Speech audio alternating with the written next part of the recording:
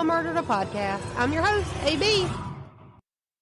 And this week on Mama Murdered a Podcast, we're talking about a case that you may have heard of, but either way, if you have or haven't, it's still going to leave you with so many questions. Because this week, we're jumping into the case of Tara Calico. Now, I'm not sure if it'll be today or tomorrow. Either way, whether that's today or tomorrow, I do want to post a short update about the Aisha Degree case, because that case is currently, developing and being solved as we watch. So that's exciting. It's been a little over 25 years. Valentine's Day of 2025 would be 25 years since Aisha went missing. It's about time we get some answers. But we'll get this episode out of the way, and then we'll do the update for Aisha. So with all of that out of the way, and without further ado, let's get it. Tara Calico was born on February 28th, 1969. Tara lived with her mom and her stepdad, along with her siblings, in Belen, New Mexico. I think it's Belen.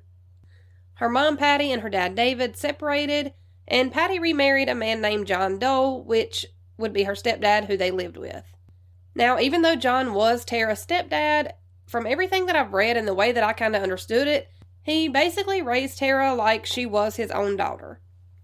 Now, like I said, Tara and her family lived in Belen, New Mexico, and Belen was kind of a small town where, of course, everybody knows everybody, and a place where somebody else may know your business before you even do. But just like these small towns that, nobody's ever heard of, that's always the place where something like this, quote-unquote, just never happens. It seems like every other episode, I'm saying, oh, they lived in this small town where nothing ever happened and people left their doors unlocked and everybody knew everybody, and that's always where shit like this happens. And sadly, that's just how it goes. Evil lives everywhere. Now, even though Tara was still living at home with her mom and her stepdad, she was super independent. She was the kind of girl that we all strive to be, and kind of like I want to be her when I grow up. Because Tara was the type of girl that kept her daily schedule planned out hour by hour. She was continually making lists of things that she either needed to get done or wanted to do, and she always made sure that everything on her list actually got done, which is a goal in and of itself. She wasn't just a regular busy person, though. She was like a make your head spin kind of busy.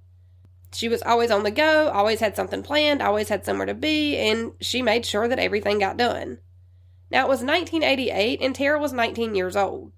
Tara was a sophomore at the University of New Mexico, where she was studying psychology. But that wasn't all that Tara spent her time doing. She also worked as a bank teller, she played tennis, she managed to be a good friend, she kept in touch and spent time with her family, she dated her high school boyfriend Jake, and she loved to ride bikes. When I say Tara was active and always on the go, that's literally what I mean. And when I say that Tara loved to ride her bike, you're probably thinking she, rode an hour every day. But when I say that she loved to ride her bike, what I mean is that she was an avid cyclist. Tara would ride her bike anywhere between 34 to 39 miles every single day. Every single day, 34 to 39 miles. That's more than most people's commute to work in a vehicle. She would ride those roughly 35 miles down a 2-lane highway, which was Highway 47. The ride would usually take her about 2 hours, which is even insane to comprehend. I don't think I could walk 5 miles in 2 hours. We're just different breeds. But she did this ride every single day. And Tara's mom, Patty, usually rode with her, and they usually rode along the same route down Highway 47.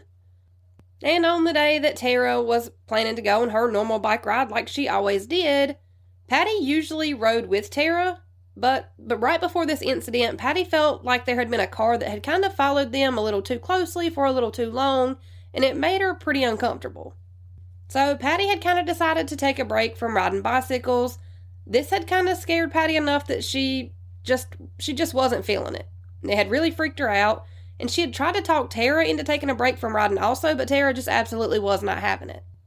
So after this incident of Patty feeling like they had been followed on this bike ride, and after she was sure that Tara wasn't just going to stop riding, Patty had at least told Tara that she needed to carry pepper spray or some kind of defense mechanism with her. Tara had been riding her bike one day like she always did, and she had gotten a flat tire. She ended up having to walk the bicycle the 7 or so miles back to her house. Now, during this time that Tara was walking her bike back home, she had declined rides or even help from any stranger that had offered to help her. So it's pretty clear that Tara understood the dangers of her riding by herself, and her mom's even said this over and over and over again. Now, since Tara had gotten that flat tire and it hadn't been fixed, she had been borrowing her mom, Patty's pink Huffy bike. She still hadn't got her tire fixed. It wasn't a big thing because her mom wasn't going to go ride anyways. So on September 20th in 1988, Tara again borrowed her mom's pink Huffy bike for her daily ride. Tara left the house that morning at about 9:30.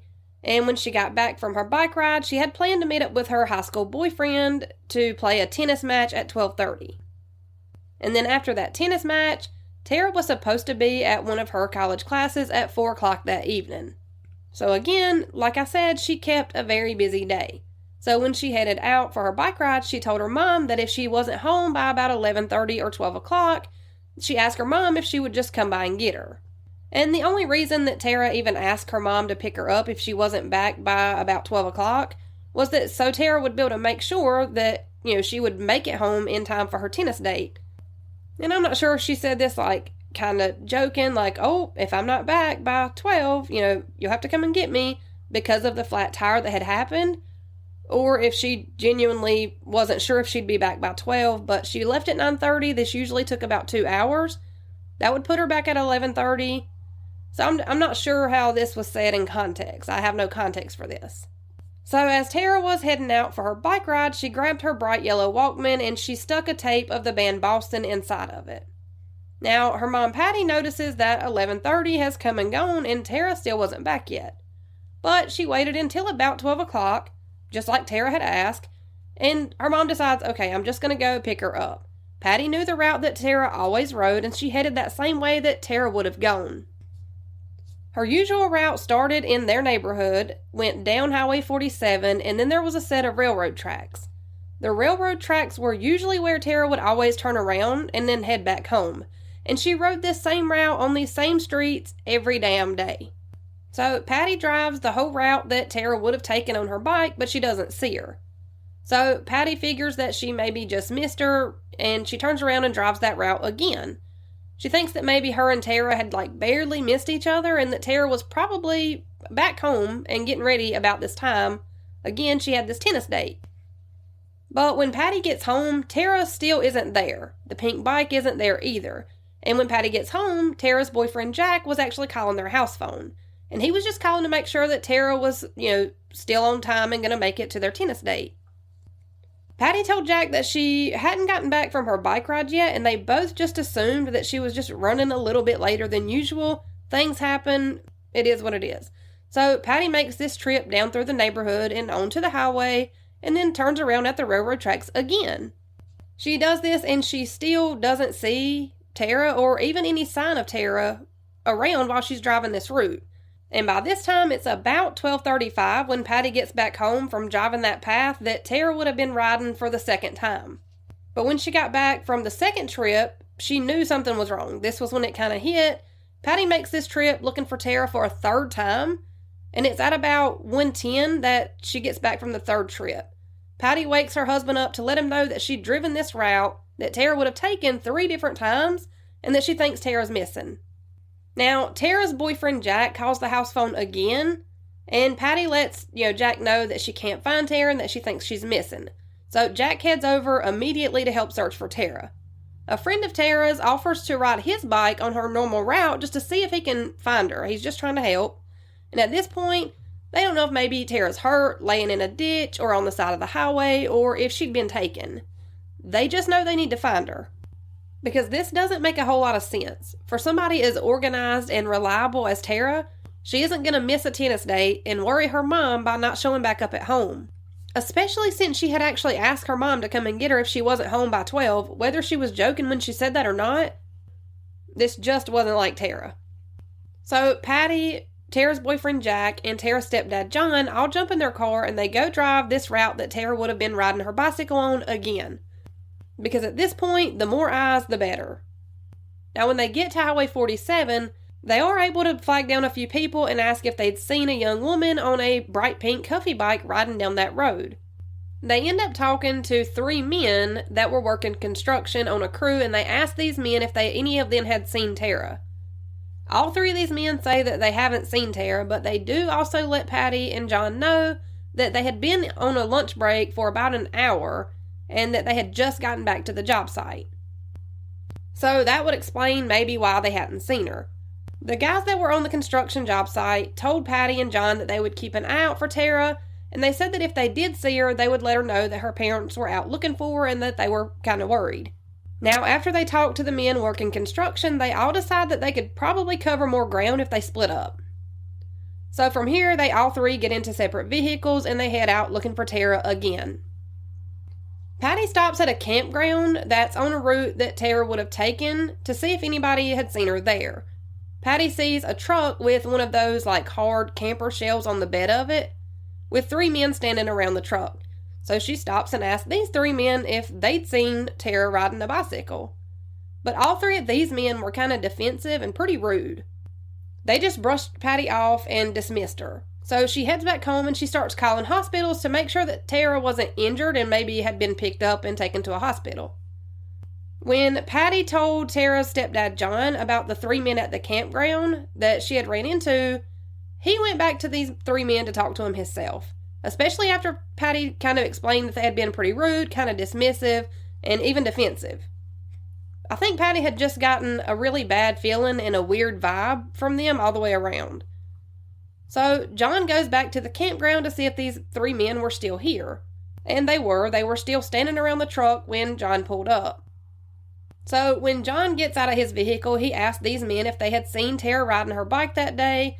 And this is when the men get a little more aggressive than they had gotten with Patty. Probably because now they have a grown-ass man asking them about something that they were already acting pretty sketchy about to start with. But John figures he doesn't really have time to sit and argue with these 3 men. They said they hadn't seen her, so John left. Now, once Patty knew for sure that Tara wasn't at any of the local hospitals, she called the police to report her daughter missing. Now, as soon as the police get there and they talk to Tara's family, they realize pretty quickly that Tara wasn't the kind of girl to miss plans or change plans last minute. Tara was very organized and extremely punctual. If she was supposed to be somewhere at a certain time, she was there on time, every time, without fail. And with that, the search started almost immediately. There were family members, friends, neighbors, and police all out scouring the area for hours after Tara's disappearance was finally noticed. Now, within 5 hours of Tara being reported missing, the police had her listed as a missing person. But they also had her disappearance listed on the National Missing Persons Crime Information Center with a note saying that foul play was suspected to be involved. So police were at least taking her disappearance pretty seriously at this point. There wasn't a reason for her to leave the house without warning, and there wasn't a reason for her not to return. The search included helicopters flying overhead, people from the community were taking time off of work to help search, and there were both local and state police out searching. Now, obviously, Tara's parents, family members, and friends were all out searching on foot with volunteers. And I even read in a few places that people had been riding horses through woods and stuff searching for Tara. So finally, somebody did find a piece of evidence that was for sure something to indicate that Tara had actually been riding on her normal route. The cassette tape Boston that came from the bright yellow Walkman that Tara had taken on her path that day was found. Patty was certain that this was Tara's tape. She knew this was the cassette that Tara had put in her Walkman that morning. The Boston cassette tape was found in the dirt off of the road shoulder on the route that Tara would have been riding. And this was found on the same day, later that evening, near the campsite where John and Patty had talked to those 3 men that gave them kind of a weird feeling and had been pretty defensive. But then that's where another piece of evidence was found. There they found a broken, clear-like plastic piece, and it was the only piece of the Walkman where you could see inside of it to see which cassette tape was inside of the Walkman playing. That was the plastic piece that they had found. But that's all they found. There was no other piece of the Walkman.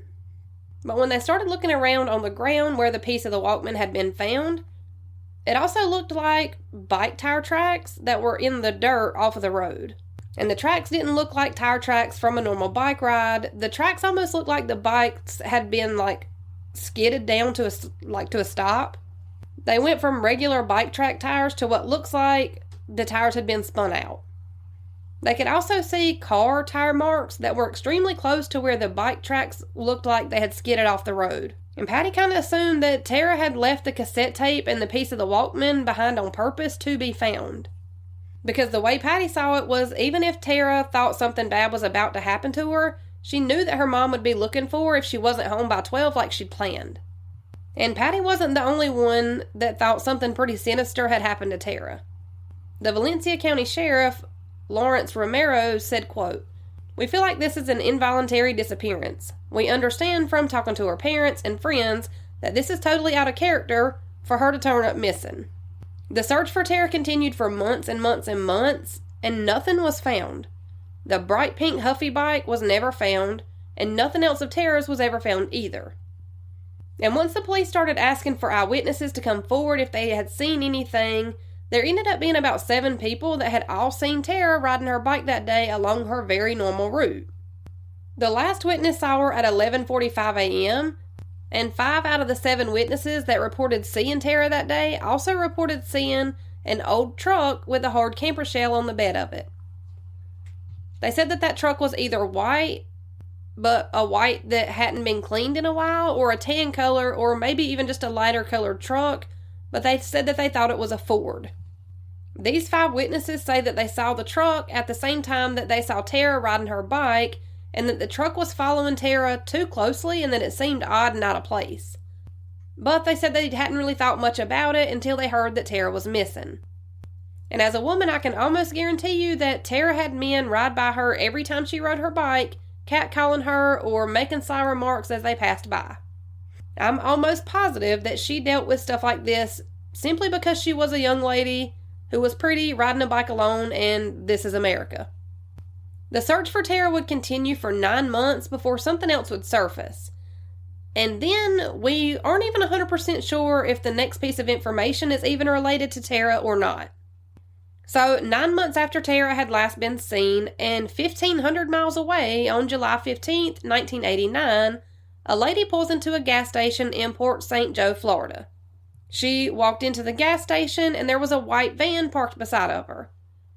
I'm assuming that the white van probably gave her creeper vibes, and that's probably the only reason that she noticed the van to begin with. But she didn't really think much of it until she came back out of the gas station. Because when she came back out to the parking lot, there was a Polaroid picture laying on the ground in the same spot where she had noticed that the white van had been parked when she went into the store. This white van was gone, but the Polaroid picture was just kind of laying on the ground.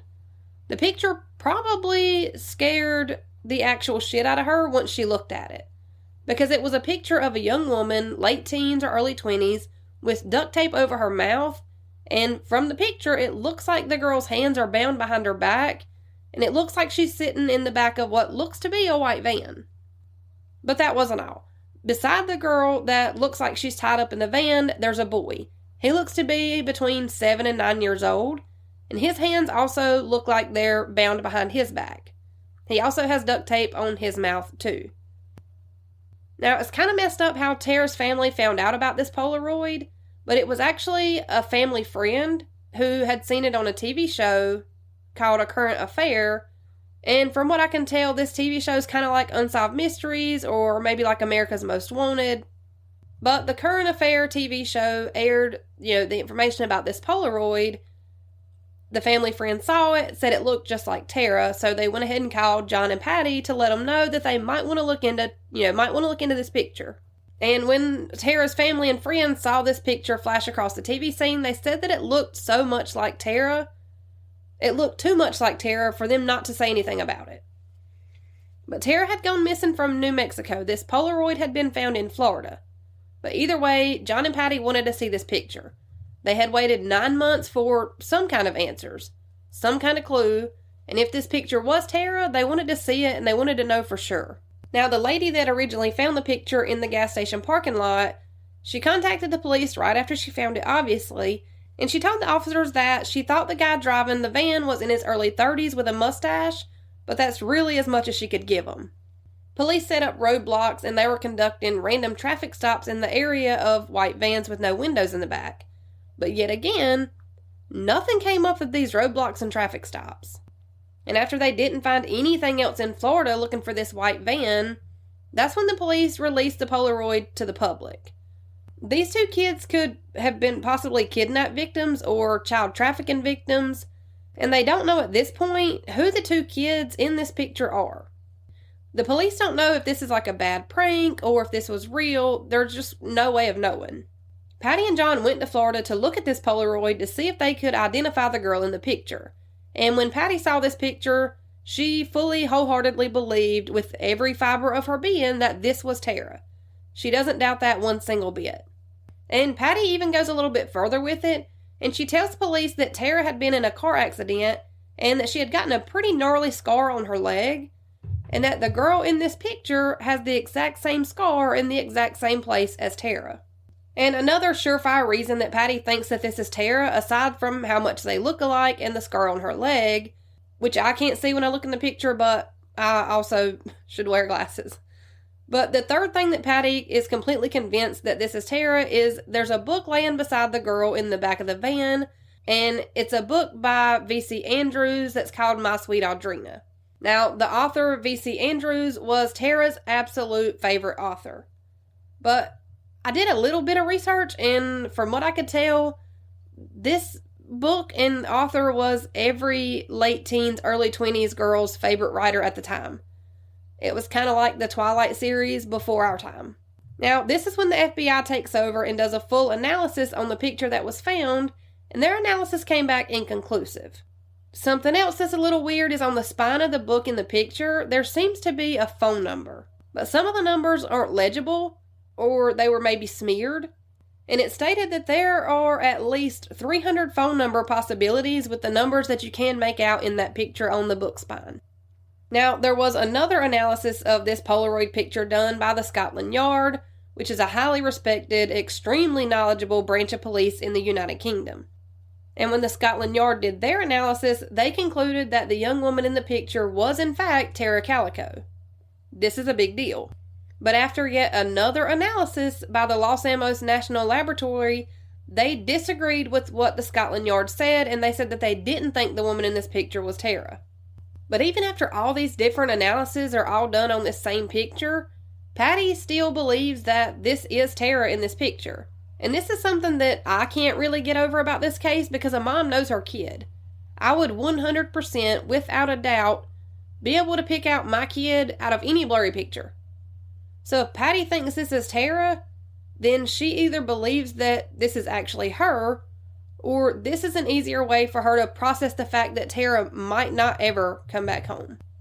And just something else that I found on Medium.com was that the boy in the background of that Polaroid, there was another family that, oddly enough, was also from New Mexico that flew out to Florida to look at that picture because they thought that the boy in this picture was their missing son. Their son, Michael Henley, had been missing since April of 1988 after him and his dad were out on a hunting trip.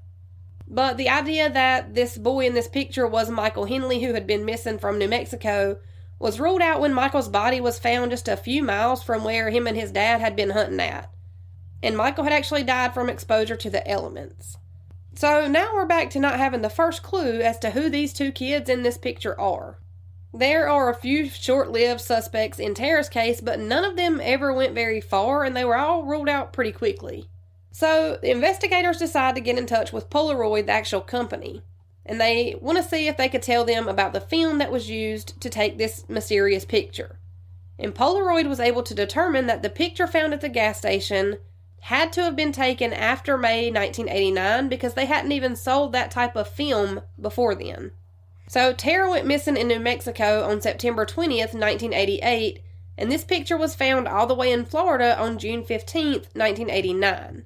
But the picture had to have been taken within about a month of it being found at that gas station because that kind of film wasn't available until May of 1989. So this would mean that Tara would have been kept alive the whole 9 months that she was missing, and this picture was taken, after that. So now let's fast forward just a little bit because nothing new happens. Nothing else came from this Polaroid picture, and the case was at a standstill yet again.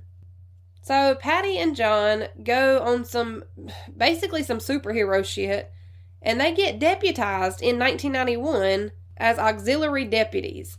They did all of their training courses, and basically an auxiliary deputy is someone who trains to help with less important tasks so that the rest of the station can focus on bigger cases that need their attention. But this would give Patty and John the opportunity to work pretty closely with the investigators on Tara's case. They were able to legally carry weapons, and they would now be able to reach out to other agencies and get all of the information that a normal citizen wouldn't have access to in regards to Tara's case.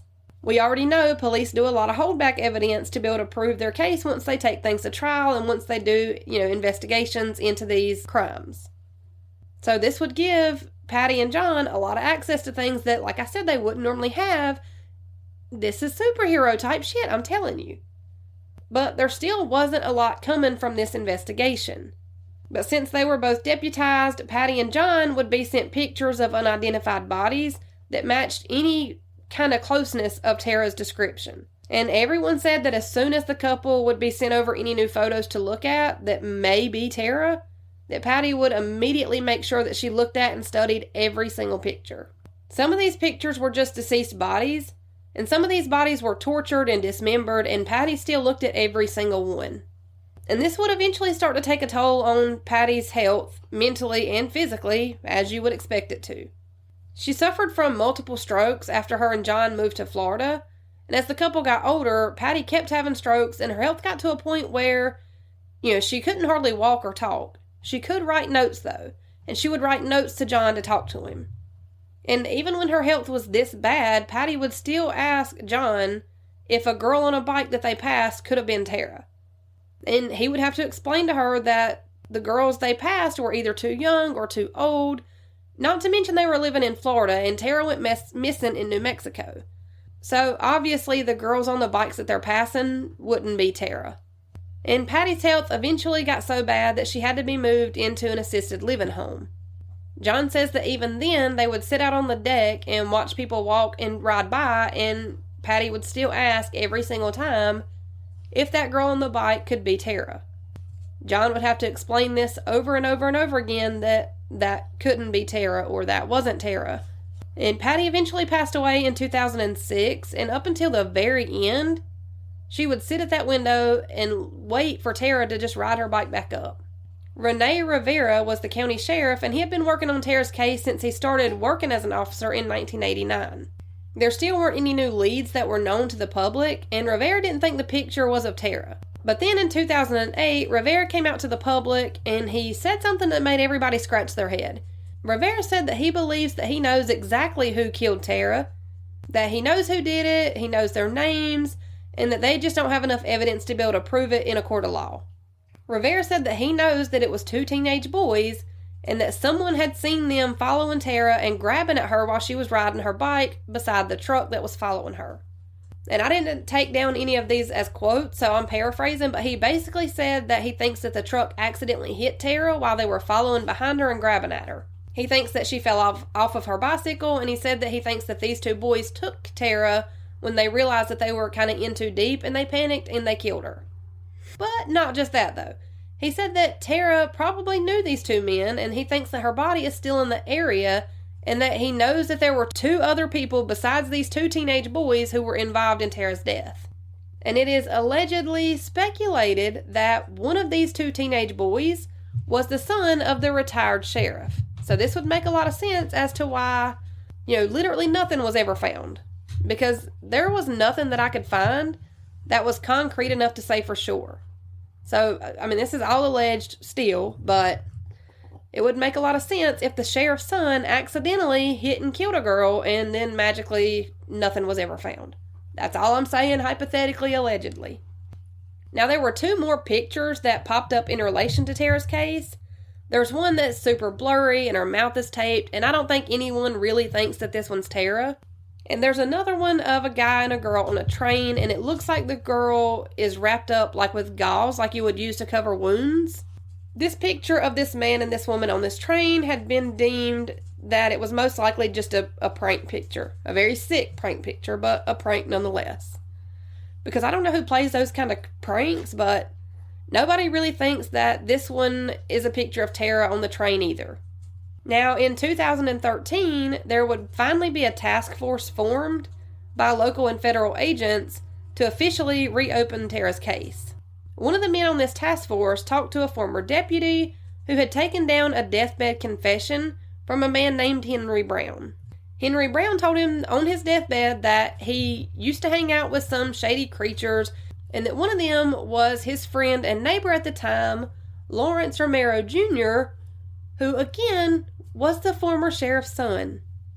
Lawrence Romero Jr. and a few of his friends talked about killing Tara on the day that she had been reported missing. Now, in this deathbed confessional, Henry Brown says that they talked about it openly like it was common knowledge. Brown also told agents about a time that they were all hanging out and that there were 3 other guys hanging out with them and they all started joking about, hitting Tara with their truck. Now, mind you, he's telling this to agents on a task force in 2013. So the 3 guys told Brown at the time of Tara's disappearance that they had taken her, raped her, murdered her, and hidden her body in some bushes. I'm sorry if you can hear the train, but I'm running out of time. I gotta go get these hellions from school. So once everybody started scouring the area and looking for Tara, the boys got freaked out and they had to move her body to Lawrence Jr.'s basement. But that's not even the craziest part. The craziest part is not even that they told people that they moved her body from the bushes to the sheriff's house in the basement where he lived with his son. That's not even the craziest part. The craziest part is that Henry Brown said that while they were telling him all of this and acting like it was just a big joke, that, there was a human shape laying in the corner of the basement that they were all hanging out in at the time, and that this big, large human lump was covered in a tarp. So they could have very well been telling him exactly what happened, and it could have just as easily been Tara's actual body in the basement that they were all just hanging out around. Henry Brown said that they told him that they moved her body from the basement after they moved it from the bushes, and that they threw her body into a pond or a lake or some type of body of water after they moved her from the basement. And of course, they asked Henry Brown, why did you not say this a long, long, long time ago? And he told them that the men had threatened to kill him if he ever spoke a word about this to anybody. But now, since he was on his deathbed dying, they couldn't really do anything to him that hadn't already, happened. And think about it, if this is true, if this hypothetical situation where the sheriff's son killed Tara and then hid her body, and allegedly, hypothetically, the sheriff helped cover this up because, they did say that they thought there were 2 other people who helped these teenage boys hide this body and get away with this murder, then why would they not kill Henry Brown if he talked? They would. They most definitely would. But unfortunately for everybody who's seeking justice in Tara's case, Lawrence Jr., who was the former sheriff's son, actually died by suicide at just 21 years old. Now, there's a rumor that I've read over and over and over again, but it hasn't come from any actual agents or investigators or any legit sources, so I'm just going to label it a rumor. But rumor has it that Lawrence Jr., aka the old sheriff's son, left a suicide note confessing to Tara's murder, but that his daddy, who again was the sheriff at the time that Tara went missing, never entered that note into evidence. And that's it, that's all. Tara's body has never been found. Her mom's bright-ass pink Huffy bike has never been found. And there's been no new pieces of evidence recovered from the crime scene where Tara's believed to have been run off the road and taken from. But this case pisses me off for a lot of reasons. But mostly because if this would have happened with a normal civilian, even if this was accidental, hypothetically, even if somebody accidentally ran off, like they were not paying attention, they ran off the road and they hit Tara and it killed her. And they hit her body. If that was to come out, that same sheriff who allegedly, hypothetically, helped his son get away with murder would have been the same sheriff who would have been in charge of pressing charges and getting the prosecution to take this to trial. So, I don't know. And I feel like at this point, why have they not dredged up every body of water in that county? If it's been said that her body was moved from bushes to the basement and then to some body of water, why are we not dredging up every body of water in the county, in the area? Hell, just do the whole damn state. At this point, her family is also, getting older and dying off with still no kind of closure. But that's all I have for you this week. We'll be back next week, and I'll keep you updated on the Aisha degree case. I'll try to get that out today, but I'm not making promises that I can't keep. If not, I'll talk to you again tomorrow. Let's do it again. Same time, same place, next Wednesday. See you then. That's how my mama murdered a podcast.